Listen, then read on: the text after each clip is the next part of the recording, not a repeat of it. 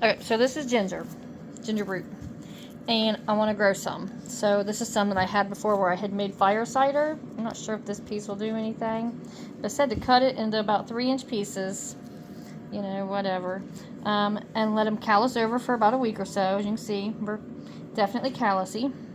Plant it in a loose, loamy soil.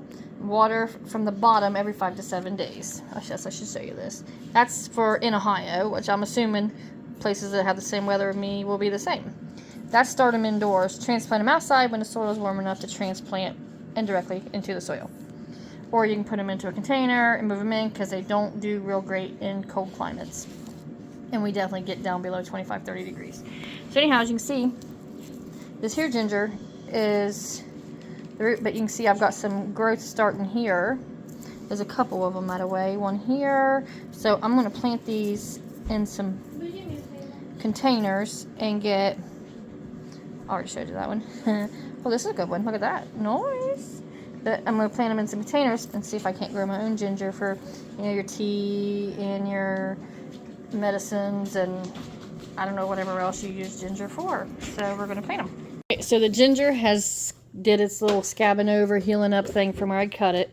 And you can see this is just ginger root that I had ordered. And how you can see, like, I don't know, can you see that or not? Right there's like a new growth starting. So I'm literally just planting it in this pot here. Like so. Just down in. Cover it up a little. This one here is growing good. Look at that.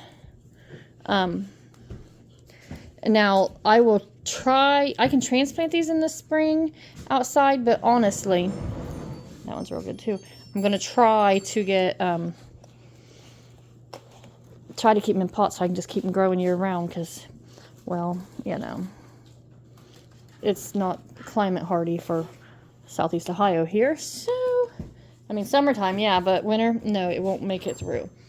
So I just have to get enough to, you know, just be able to transport it back and forth. So eventually I might have to move it to a bigger pot, but for the time being, I'm good where I'm at.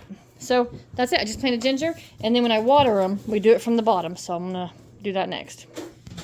Okay, so I got one of them there baking dishes that comes with like your roasting pan, broiling roasting pans from the stoves. I just keep them because I don't ever know what to do with them, so I just use them as trays for stuff like this. So when it says water from the bottom, you literally fill the bottom of the tray up, and then that will absorb the water up through the soil to them as it needs it. It won't drown them out and all that there good stuff. So I'll just line all these up with water. Now I'll just keep water down in here in it. This is my actual first time ever trying to grow ginger, so I had to do some research on it and all that there stuff. So, you know, I've grown other stuff where you water it from the bottom and everything, but this is my first time to grow ginger, so I'm excited to see it sprout and do all that. So we'll just keep updates on it, but for now, it's done, it's planted, it's watered. Now we just sit back and wait like everything else we do. So there you have it.